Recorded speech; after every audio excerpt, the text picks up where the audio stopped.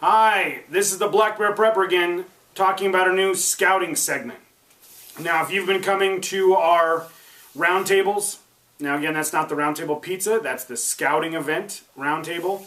You know, I'm over the 11-year-old scouts in my area, so we've been talking about the rules of three, and I really want to punch those into people. In every survival situation, if you know your rules of three and live by those rules, you increase your survivability astronomically. 3 minutes without air or blood, 3 hours without shelter from exposure, whatever that is, 3 days without water, and 3 weeks without food. So in those two terms, we're going to talk about, are you bleeding? Are you breathing? Patch those holes, get them breathing again, whatever that is, move on to the next one. Get them shelter. Get them inside, get them warm, get them set up so they don't go into shock. Third, 3 days down the road, the average person is still going to be fine without water. Now, I want to start this by stating that if you are in a survival situation, unless you're able to purify, filter your water, which we're going to talk about in a second, do not drink for the first 2 days. The average person is found within 5 days, 3 to 5 days is the average they find you.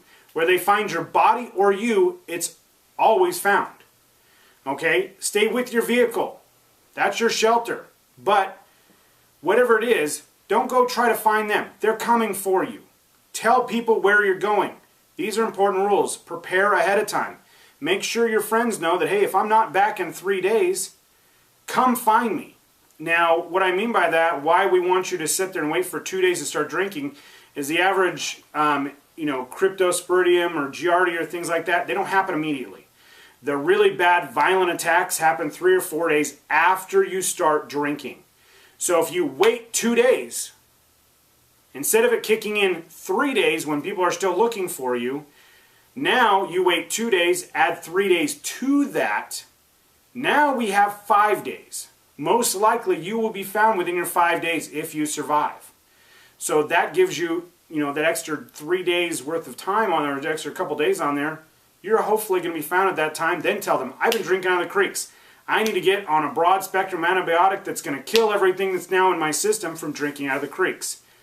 Saying that is a last resort because you were stupid.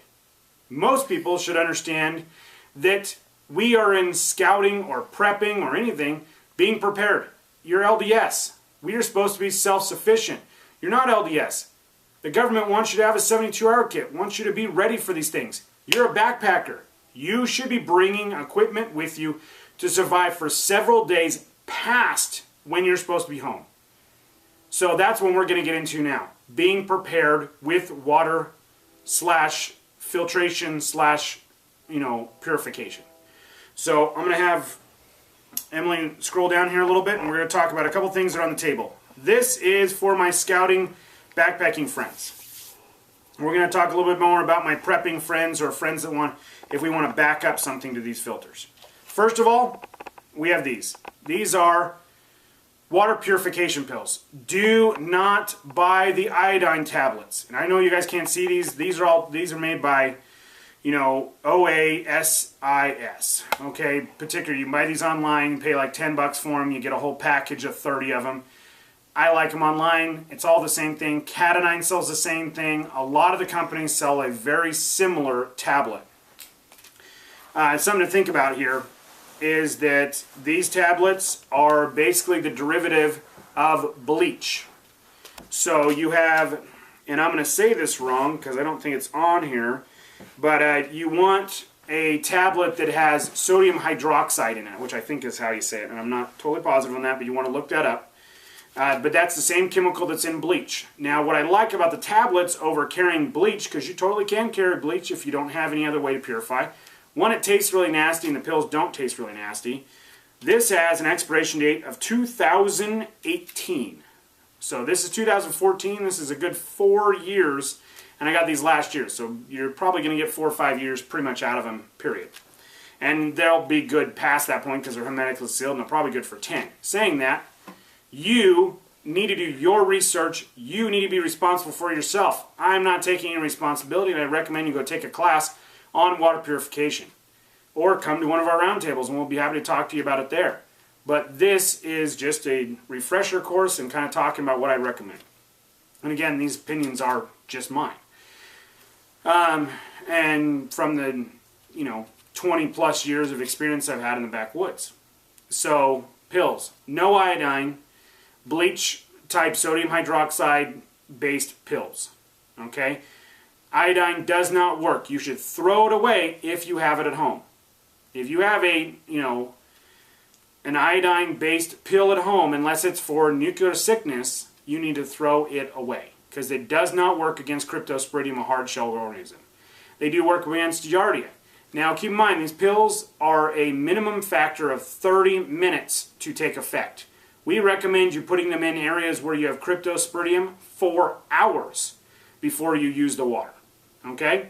Now bleach is only good for 6 months. So if you buy a bottle of bleach today for this trip now, you don't go camping for another 7 months, that bleach, you're going to have to go buy another bottle. You're going to want to put 4 drops per liter of water after you filtered it through a shirt. I used to take coffee filters with me. I'd pour all my water through that, and that's how I'd purify the water, and then I'd put bleach in there, and that did help a lot. In areas where you have, especially if you're leaving the country and you're going to an area where a filter just isn't good enough. Now, let's talk about filtration versus purification. Now, they can be the same thing. There's a couple filters out there that do purify water. And there's a couple things out there that are filters which are going to take out your bacteria, things like that, your protozoas. Filters filter down to usually about 1 micron, 2 microns, where your viruses, and we really only worry about a couple. We worry about hepatitis C and we worry about polio, both of them which are not really around in America. We're going to filter down to about 0.018 microns. They have to do that, or 0.1 microns, 1, 2 microns, somewhere in that area. Mattering on the company you're talking to, what they've done their research on. Okay? So, filters are taking stuff out of the water. Most of the time, you're using a purification agent, like boiling, or a chemical agent, like the sodium hydroxide, to kill the item that's still in the water, and then you're filtering out the grit with like a shirt or some kind of a painter's bag or something like that. Then we're getting into ultraviolet light water filtration. I didn't even bring mine out here because I do not recommend them unless you're on your own going on a day hike. And the reason for that is because they work very, very well for a little bit, but they have issues. You can drop them and break them. I like them as a backup if I want a lightweight backup. They're really nice. I also don't like the fact that most of them run on the CR123 batteries, and that battery is a little harder to get in certain areas, so just kind of keep that in mind when you do it. Again, I don't like anything battery powered in the woods. For day hikes though, if you're going out to Yosemite, it is a true purification agent. The real problem I have is, let's say you've got your water bottle, and you've taken your water bottle, and you've scooped up inside the creek, and you're about ready to pour it into your new water bottle. This hand has now been contaminated. So if you try to filter the water bottle here, you're going to contaminate yourself because all the outside has now all been contaminated. So I recommend taking a dirty water bottle and a clean water bottle. So someday I'm going to take my clean water and I'm going to pour it into another bottle that I can keep clean. And then I'm going to have another person do all the treatment on that. So I can keep my 2 separate areas, which is why I like filters. We're going to talk about that in a second. The other thing, if I'm using chemical treatment, I'm going to have to crack the threads, shake the bottle around, and get the water to leak around the inside of the threads here. That is the one thing that ultraviolet light filters do very poorly. They can't treat this area up here because they're only dealing with the water. They also have a problem with ice and dirty water. Now, they have been found to be very effective in those areas. And I've had friends that have taken ultraviolet light water filters down to Mexico. And when they're going through Mexico, they just get their water glass or whatever it is. They stir it inside the water glass for 90 seconds. They drink the water. Everybody else is around them is getting sicker than a dog, and they're fine. So, something to think about. Little stoves like this. This just happens to be a Primetics Express. The only reason I brought it just to show you, not really talk about stoves, but purification through boiling. You want to boil your water below 7,000 feet to bring it to a boil. That is a rolling boil. That means that if you stir the water, it doesn't stop boiling. That's what a rolling boil means. If you can stir the water and the water stops boiling, you are not at a rolling boil yet. Now above 7,000 feet, the FDA recommends you boil for 5 minutes above 7,000 feet. The reason is because the higher altitude, water boils quicker, and you're going to have more of a problem with that. Again, a rolling boil for more than 5 minutes, water you cannot store the boil out of. Okay? Again, nothing that I recommend taking with you. These should be backups. Okay, so we want to go to filtration. Filtration meaning that we're going to filter the water out. There's basically 2 different styles of filters out there. There's ceramic filters, which last really, really long. This will do about 2,000 gallons of water. Very, very slow. This does about 1/2 liter a minute. The filter, in my opinion, you should purchase for your troop, and this could be something for a troop or a group, whatever this is the Katadyn Vario. That is V-A-R-I-O from Katadyn. This has a dual pumping mechanism. It is going to be able to, as you pull up on the filter, and as you pump down, it will pump both ways. These will do 2 to 3 liters a minute, and I've actually tested that, not just what it says on the outside of the box. The box, I think, says 2.5 liters of water based on what you're going to set it at. I have found that I've been able to beat that, but not for long. So it's one of those things. The other nice thing I like about this is, see this hose here? This is your water hose. We're going to be able to pull this little bobber down. We're going to set this in the water. It's going to sink just below the level of the water and do this. The other thing I like about this is it keeps my outlet hose or clean water hose separate inside the bag, because a lot of people end up contaminating these 2 hoses together, the one that goes in the clean water and the one that goes in here, and as they're hiking through, they're touching together and they've just contaminated both hoses. So I like this setup where it has 2 separate hoses. The other thing I like about this particular filter is it screws on to my Nalgene bottle or any standard size water bottle. So all your MSR bottles, all your MSR bladders, and a lot of the Nalgene bladders have that same size lid. So it screws right on, and I'm pumping directly into the water bottle. I hand it to the next kid. They put it in whatever they want to do, but I'm able just to screw it on. It makes it a lot easier to use. Again, keeping my clean water separate from my dirty water. Now, real quick, we want to filter from stagnant water sources. We do not want to filter from streams. That is a common misconception that is totally, absolutely wrong in this. I always ask, and I always get everybody to raise their hands, and they all say, we want to filter from streams. Streams are horrible. The reason is because your viruses, your microorganisms, your Giardia, Cryptos, all this is heavy. It falls to the bottom of the water. When you have a stream, what does it do? It drags all the things up, and it's pitching it through the area and cleaning everything out. So you're going to have problems with that. Okay? You want to go for puddles, streams, dirty water. Doesn't matter.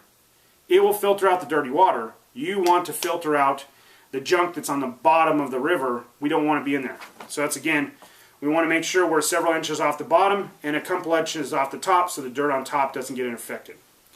This particular filter does that the best. This also has 3 filtration systems. It has a ceramic filter, which again is very slow. It cuts you down to about 1 liter a minute. You can turn it off, or if it cracks, if you fall and crack it, normally with a lot of your other ceramic filters, that is the filtering agent. You cracked your toast. Not in this filter. In this filter, you take it off. You know, we have a fiber filter, which actually does all the filtering. Does not need to be cleaned, which is a really nice feature. If you're out in the woods, you don't want to sit there and clean filters all day long. The other thing is it's a carbon filter on the inside, which helps with taste and odor and heavy metals.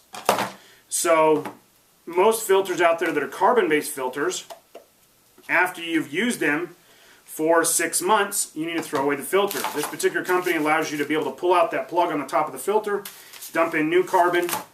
You can also use carbon from your aquarium. You can buy these at Walmart for a couple bucks, and it's just activated charcoal. Okay? This also comes with a cleaning kit and repair kit, which I really like because I've had them break down in the woods. One thing to remember, I'm going to give you one hint. If you do take my recommendation and buy the filter, one day you're going to have the filter stop pumping. You can't figure out why. The umbrella seals inside have gone bad. You want to flip the filter upside down and pump it upside down. That will prime the filter, and the filter will start pumping again. Again, you want to make sure you let the filter completely dry out in between uses so you're not building up any gook inside the filter. Now, let's get past where we are here, and let's talk about gravity-fed systems. Because what's the problem with pumps? Pumps are good for about 600 gallons, 1,000 gallons at the most. Now, we've all heard about the straw-type system, the survival straws. I want to show you what I think is the replacement for the survival straw. This is the Sawyer Mini filter. These cost $20. Same price as, you're going to pay about $20 to $25, no matter where you buy them. Same price as the survival straw. We take our water filter right here, which can be used for all kinds of things, and we put our straw on the bottom of it. Now I can put it directly inside my water bottle, and I can drink just like my survival straw. What's the problem with the survival straw? Well, it's only good for 300 gallons. This one's good for 100,000 gallons. Okay? The other thing we're going to want to look at is this one is cleanable. So 100,000 gallons versus 300. And what happens if you're sick, you're laying on your back, or you've got small children that can't suck through the straw? Maybe you got babies. What are you going to do? Suck it in your mouth and spit it into theirs? No. What you're going to do at that point is you're going to take your water bags, which is the same exact style. I can hang it, but I can fill these up. This is a 2-liter soda bottle size. This also has the same mount as your soda bottle, your soda bottles, and your water bottles. So if FEMA comes around and gives you a bunch of water bottles, take your water bottle, screw it right on, you'll fill it out of the creek, screw it on, and it works great. I have a video online if you guys want to take a look at this.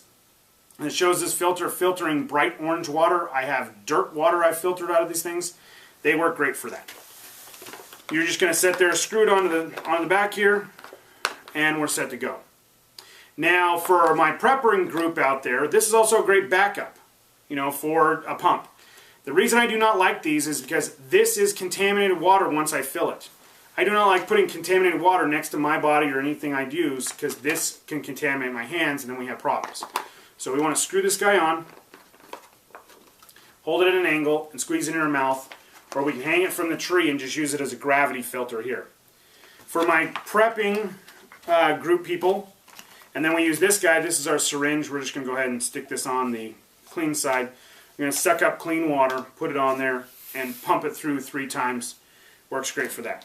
I recommend going to the not 100,000 gallon water filter, but the regular Sawyer water filter. Comes like this. It's called the Sawyer all-in-one filter. These cost about 70 to 80 bucks, no matter where you buy them. But these have the 1 million gallon filter in them. It's slightly bigger. Instead of being a 2-ounce filter, now we're dealing with a 3-ounce filter.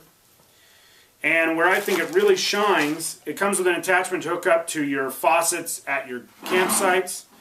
But it also has my favorite attachment, which is the bucket attachment. So I take my food grade bucket, I drill a hole with the drill bit that comes with it. Even if I don't have a drill, I can still drill through there. I just open it up. I put my gasket on, stick it through, tighten it on, and with hand tightness, I'm set to go. Take my handle, put it out of the way, take my filter, either the mini or the full size will both fit on this attachment because they both have the same threading pattern. I hook it on the side, the filter's off, I let it dangle, the filter's on. Simple as it gets. Nothing, no pumps to break, no nothing. This will filter about 5 gallons an hour. Really about 5 gallons every 45 minutes, or 160 gallons to 200 gallons. Really recommend these. These are great. Runs on the same idea as the dialysis machine. Good idea here. Like I said, it also comes with some other attachments for hooking up to your faucets, and extra parts that come with it. Also comes with the extra bags, and different parts to replace things. People say, well, what happens when the filter goes bad? Can I get just a filter? It never goes bad. These have been used in Afghanistan for 8 years straight in a town setting. So this particular company does really good humanitarian issues. If you want to donate money to somebody, buy a filter for yourself, and they take the money and they use it to help other people in other countries. So, like I said, filter's pretty simple. I can take the same filter, put it on the bag. These weigh 3 ounces, really, really fast. Kind of a good idea there. But if you guys have any questions, feel free to contact us. If you have any questions, leave them in the comments section down below. As always, this is the Black Bear Prepper. Have a great day.